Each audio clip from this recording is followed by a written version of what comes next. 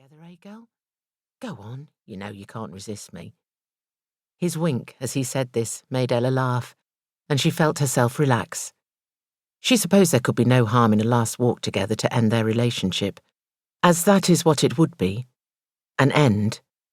Because despite Jim having given her his home address, she knew she would never contact him again. This decision didn't sit easily with her, as she did value his friendship, but she knew it was the kindest thing she could do for him. Jim, you're incorrigible. Don't you mean irresistible? Nerves clenched her stomach at the note she detected in his voice. But no, she was being silly. Yes, Jim wanted more than she could give, but he knew how she felt and he respected her. There was nothing to be afraid of. And although Ella knew her rejection of Jim hurt him, she also knew it was the right thing to do. One day he would meet someone who could love him as he deserved to be loved, and in the way that she could never love him, or any man if it came to that, because she'd often wondered if she would ever give her heart fully to anyone. Ella had never had much to do with men.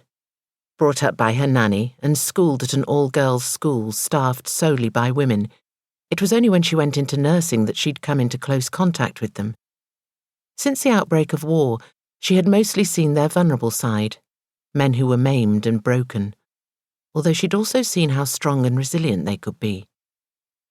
She'd been shy at first when she'd found herself thrust into their world, perhaps because she couldn't remember a time with her own father.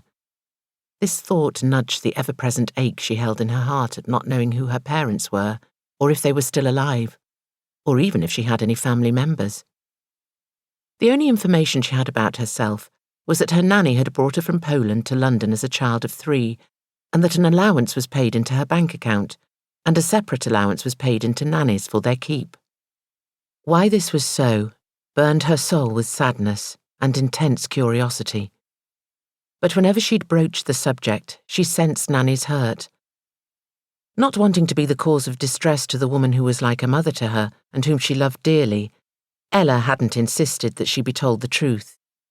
Instead, she'd drifted along and had reached the age of 22 without knowing about her past, but had never given up on her dream of wanting to find out.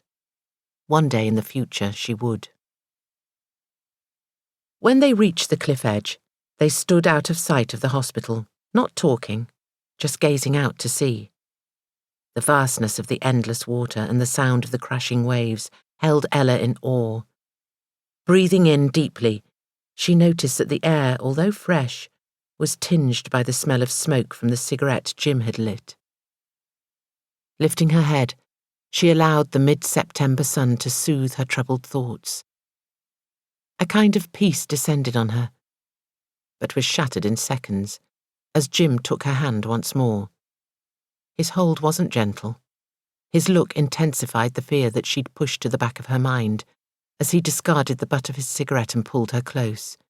No, Jim, don't. I have to, Ella. I have to make you mine.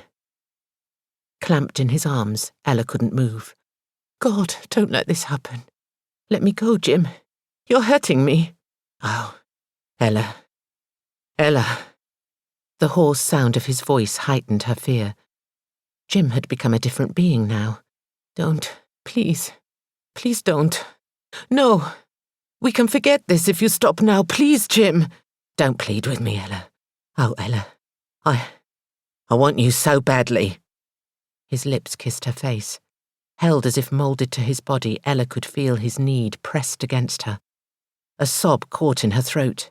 Jim's lust-filled eyes bored into her, and his breath fanned her face.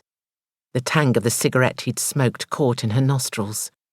This was a Jim she didn't know, a powerful animal-like man who cared nothing for her, only for his need of her.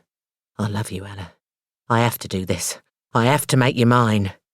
This isn't love. This is you out of control. Stop it now, Jim.